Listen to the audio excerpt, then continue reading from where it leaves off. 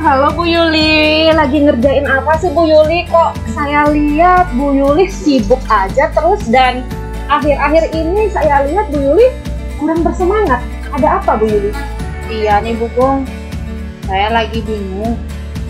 Saya lagi merasakan kegelisahan yang cukup berat selama ini Bu. Kira-kira kegelisahan apa ya Bu Yuli? Begini Bu Gung, akhir-akhir ini saya merasa mengalami kesulitan dan kendala dalam proses pembelajaran secara daring. Karena proses pembelajaran daring yang saya berikan selama ini, siswa sangat minim sekali yang merespon. Dalam arti antusiasme atau antusias dari siswa dalam mengikuti pembelajaran secara daring itu sangat minim sekali responnya. Tidak ada yang merespon. Mereka hanya menyimak tapi tidak memberikan respon, sehingga tidak ada pembicaraan yang multi-arah. Oh, seperti itu ya Bu Yuli. Jika Bu Yuli mengizinkan, saya bisa membantu permasalahan yang Bu Yuli hadapi sesuai dengan kemampuan saya tentunya Bu Yuli. Oh, dengan senang hati ini Bu Gung, kan saya dalam proses pembelajaran daring. Ketika saya membagikan materi atau memberikan penugasan kepada siswa, itu responnya sangat rendah sekali Bu Gung. Misalnya dari 32 orang siswa nih, yang merespon paling banyak lah, hanya sekitar 25 orang siswa saja yang merespon. Sisanya entah mereka mengerti atau tidak, memahami atau tidak, saya juga kurang tahu karena tidak ada interaksi di sana, tidak ada interaksi imbal balik, responnya tidak ada. Apakah mereka paham atau tidak? Saya jadi bingung dan saya merasa membutuhkan seseorang untuk bisa membantu saya dalam mengatasi kesulitan ini gitu. Gitu ya Bu Yuli. Baik Bu Yuli, saya sangat memahami apa yang menjadi permasalahan Bu Yuli. Jika boleh tahu Bu Yuli, bagaimana proses pembelajaran yang selama ini Bu Yuli lakukan?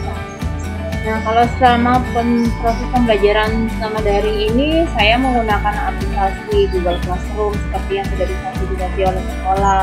Dan ketika menyiapkan proses pembelajaran daring, seperti biasa, saya mengajak siswanya berdiskusi lah terlebih dahulu dengan menyapa siswa, menanyakan kabar mereka, kemudian tetap mengarahkan mereka untuk menerapkan pola hidup sehat sesuai dengan protokol kesehatan, serta selalu menuntun mereka untuk berdoa terlebih dahulu sebelum mengawali aktivitas pembelajaran. Habis itu saya menjelaskan langkah pembelajarannya apa saja yang harus mereka lakukan. Kemudian saya membagikan materi dan memberikan penjelasan. Dan materinya pun saya buatnya dalam bentuk PowerPoint, tapi buku PowerPoint yang saya buat masih sangat sederhana sekali. Mungkin dari sana siswa merasa kurang tertarik sehingga mereka tidak merespon apa yang saya sampaikan. Iya, betul sekali Bu Yuli ya. Jadi di sini permasalahan yang Bu Yuli hadapi itu dapat saya ambil kesimpulan antusiasme siswa yang mulai menurun selama PJJ ini dikarenakan dalam hal penyampaian materi Bu Yuli hanya memberikan siswa materi yang disajikan dalam bentuk PowerPoint saja, tidak ada aplikasi atau misalkan media pembelajaran yang lain yang Bu Yuli pergunakan, hanya PowerPoint saja. Demikian Bu Yuli? Iya Bu, hanya PowerPoint saja yang saya gunakan dalam proses pembelajaran selama daring ini. Palingnya saya menggunakan aplikasi lain, WA Group Class, tapi itu cuma sifatnya mengkoordinir siswa untuk segera siap-siap melakukan proses pembelajaran daring. Kalau media yang lain saya belum menggunakan, saya hanya menggunakan PowerPoint, dan PowerPoint saya juga masih sangat sederhana sekali, tidak ada animasinya ataupun yang lebih kreatif sehingga siswa merasa tertarik dan tertantang untuk mempelajarinya, sehingga responnya sangat menurun. Oh gitu ya, jadi memakai Google Classroom ya, juga antusiasnya juga berkurang, begitu pula dengan WhatsApp Group juga sama gitu, siswanya responnya juga mulai menurun gitu Bu Yuli. Kira-kira Bu Yuli ya, selama perjalanan pembelajaran daring ini, selain Bu Yuli melakukan pendahuluan seperti menanyakan kabar, mengajak siswa berdoa, terus selanjutnya tetap menghimbau siswa agar mematuhi protokol kesehatan ya, kira-kira setelah itu apakah Bu Yuli langsung men-share materi ke Google Classroom? Apakah ada sejenis pendahuluan lagi Bu Yuli yang Bu Yuli bisa lakukan? Nah, biasanya kalau setelah saya menyapa siswa, menanyakan kabar mereka atau Yang lainnya saya langsung membagikan begitu saja absen online-nya dan materi pembelajarannya tanpa memberikan orientasi terlebih dahulu atau menanyakan apa-apa. Itu tidak, saya langsung saja menge-share materi yang saya buat, kemudian mengingatkan siswa kalau ada pun tugas silakan dikerjakan, kalau tidak ada tugas silakan dipelajari materinya. Tapi responnya juga sama. Ketika saya sudah memberikan kesempatan kepada siswa untuk bertanya kembali mengenai materi yang kurang dipahami, hasilnya nihil, tidak ada yang merespon atau bertanya kembali terkait apakah itu mereka sudah mengerti tugasnya ataupun sudah memahami materi yang saya berikan. Mereka tidak ada merespon balik. Oh, seperti itu ya Bu Yuli ya. Atau begini ya Bu Yuli ya. Sebelum memulai pembelajaran ya Bu Yuli, paling tidak Bu Yuli harus memahami betul apa mau siswa. Pembelajaran ini mau dibawa kemana? Bagaimana cara kita menyusun strategi di dalam pembelajaran ini? Media pembelajaran apa yang kita pergunakan? Itu harus benar-benar Bu Yuli harus pikirkan itu dulu. Nah, syukur-syukur Bu Yuli ya, saya bisa tergabung di dalam pendidikan guru penggerak ini. Saya banyak sekali belajar Bu Yuli di pendidikan ini yang dulunya mungkin permasalahan yang Bu Yuli hadapi itu sama seperti permasalahan saya dulu. Saya cuman share materi dalam bentuk PDF, saya share materi dalam bentuk modul PDF di Google Classroom tanpa melihat apa mau siswa saya. Demikian Bu Yuli. Jadi kita sebagai guru itu harus mampu memetakan apa kebutuhan siswa di dalam proses pembelajaran. Demikian Bu Yuli. Nah, itu dia Bu Gung. Selama ini saya tidak pernah menanyakan atau memetakan atau mengakomodir apa saja yang menjadi kemauan atau karakteristik dari siswa saya sendiri. Saya hanya dari saya sendiri, saya membagikan materi tanpa saya bertanya terlebih dahulu mau arah pembelajaran ini kalian mau minat belajarnya seperti apa, kemudian gaya belajarnya seperti apa. Saya tidak pernah mengklasifikasikan masing-masing karakteristik siswa saya, sehingga saya tidak memetakan terlebih dahulu pembelajaran itu sebelum dimulai. Saya langsung saja membagikan materi tanpa saya mengetahui apa sebenarnya minat dari masing-masing siswa saya. Dan saya juga tidak pernah menanyakan kalian mau gaya belajar yang seperti apa. Tidak pernah saya tanyakan seperti itu Bu Yuli. Nah, mungkin ini Bu Yuli salah satu penyebab antusiasme siswa di dalam mengikuti PJJ ini menurun Bu Yuli. Nah, jika boleh saya sharing sedikit Bu Yuli, kalau saya di matematika, di pelajaran yang saya ampu itu terlebih dahulu saya memetakan kebutuhan belajar siswa sesuai dengan gaya belajar siswa, entah gaya belajar visual, auditory, kinestetik. Saya share materi pembelajaran itu di Google Classroom disesuaikan dengan gaya belajar siswa. Jadi siswa bisa mengakses materi pembelajaran itu sesuai gaya belajar yang terlebih dahulu memang saya petakan terlebih dahulu di awal pertemuan memakai Google Form. Demikian Bu Yuli. Saya harus banyak belajar dari buku karena selama ini saya tidak pernah memetakan masing-masing apa yang menjadi pembelajaran saya. Saya selalu mengawal pembelajaran menyapa siswa, kemudian membagikan materi tanpa saya mengetahui terlebih dahulu bagaimana karakteristik siswa saya, sehingga saya tidak pernah memetakan atau mengakomodir apa yang menjadi kemauan siswa saya. Kemudian saya juga tidak pernah memperhatikan masing-masing kemampuan siswa ya, karena mengingat siswa itu kan makhluk yang unik. Kita tidak bisa menyamakan kemampuan si A dengan si B. Karena maka dari itu seharusnya lebih baik seperti yang Bu Gun sampaikan, kita terlebih dahulu memetakan terlebih dahulu bagaimana karakteristik siswa, apakah gaya belajar pembelajaran seperti apa yang mereka minati. Karena dalam satu kelas itu kan banyak ya, tidak bisa kita klasifikasikan sama kemampuannya, kemudian terutama karakteristik dan cara gaya belajar. Karena selama ini saya tidak pernah memperhitungkan itu semua dalam proses pembelajaran saya. Saya hanya membagikan begitu saja, kemudian responnya masih minim. Ternyata saya lupa dengan hal itu Bu Yuli. Iya betul Bu Yuli ya, itu sangat penting Bu Yuli dilakukan sebagai seorang guru, apalagi di tengah pandemi seperti ini. Selain juga kita mempersiapkan kebutuhan siswa, itu hal yang sangat penting sekali yang kita bisa lakukan ya, yaitu merancang sebuah pembelajaran yang menarik bagi siswa. Seperti yang Bu Yuli katakan tadi, Saya hanya men-share dalam bentuk PPT saja, Bu, dan PPT saya itu tidak menarik gitu. Nah, mungkin saja Bu Yuli bisa mempergunakan media pembelajaran yang lain, Bu Yuli, selain mempergunakan PPT. Nah, masalahnya Bu Bung, saya sangat kendala saya sangat tidak fasih sekali menggunakan IT. Saya ingin membuat video pembelajaran, tapi saya masih belum tahu bagaimana cara membuat video pembelajaran yang menarik. Caranya itu langkah-langkahnya seperti apa, saya juga tidak tahu, dan saya jujur saya sangat terkendala sekali di bidang IT, dan saya sangat membutuhkan seorang yang bisa membantu saya untuk membantu saya bagaimana cara membuat video pembelajaran yang baik sehingga saya bisa menerapkan atau mengaplikasikan pembelajaran berbasis IT yang semenarik mungkin sehingga siswa saya merasa tertarik untuk belajar sehingga responnya meningkat. Ya, betul Bu Yuli. Bu Yuli lupa ya, di sekolah kita kan sudah difasilitasi.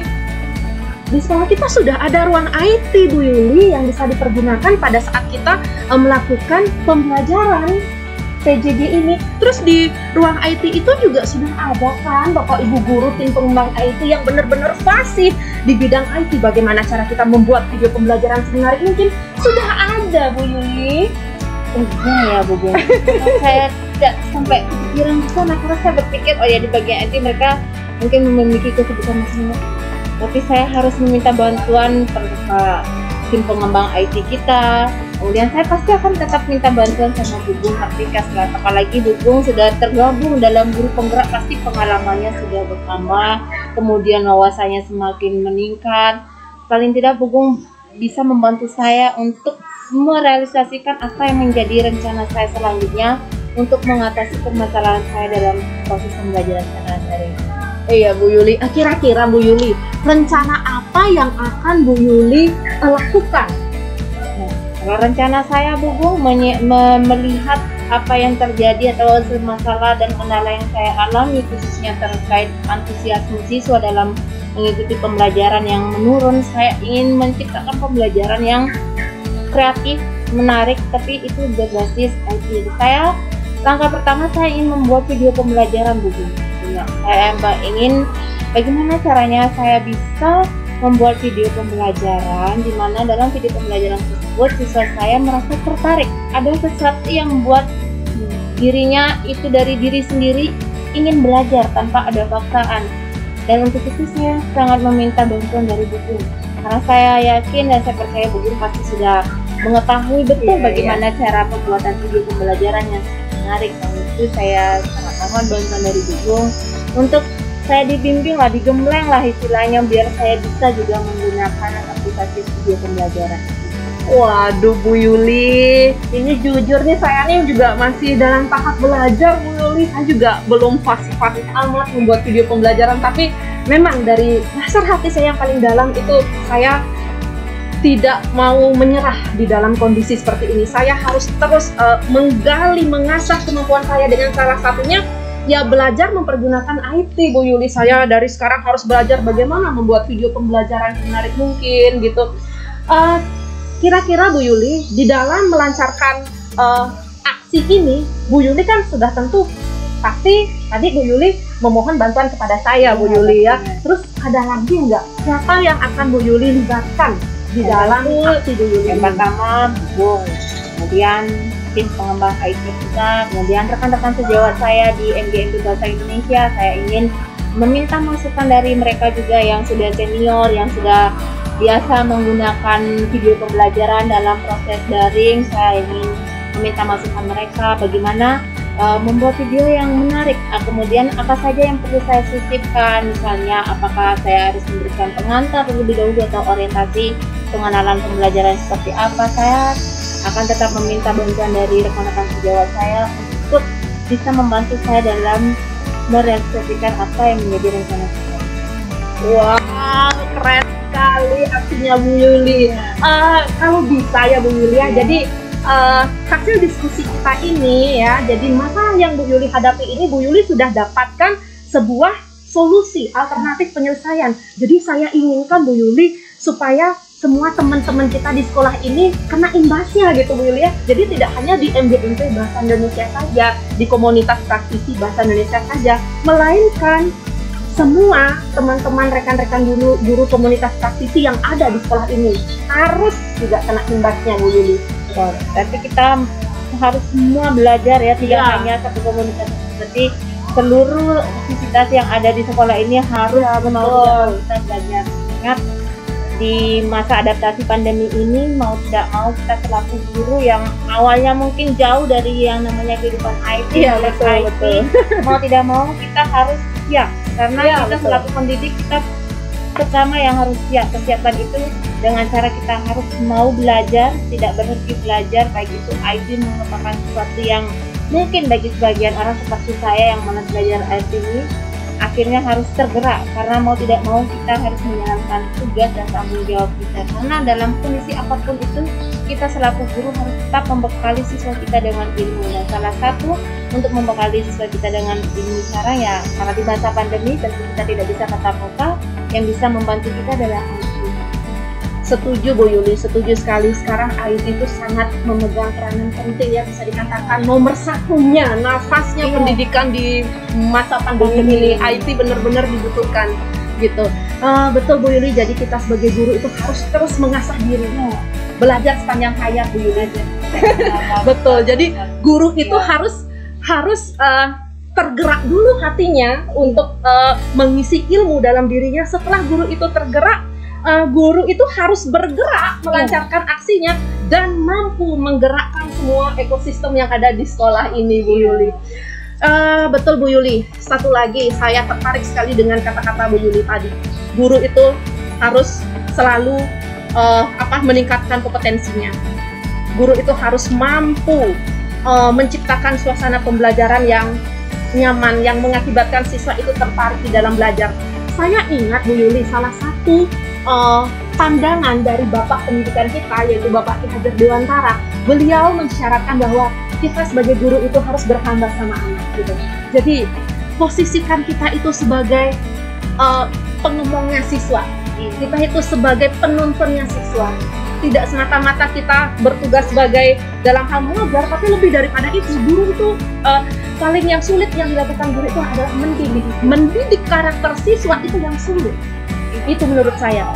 Dan selanjutnya, bagaimana kita menciptakan kemampuan siswa kita itu biar bisa tumbuh optimal sesuai dengan kodrat alam dan kodrat zaman yang dimiliki siswa. Karena kita ketahui bersama bahwa siswa itu unik.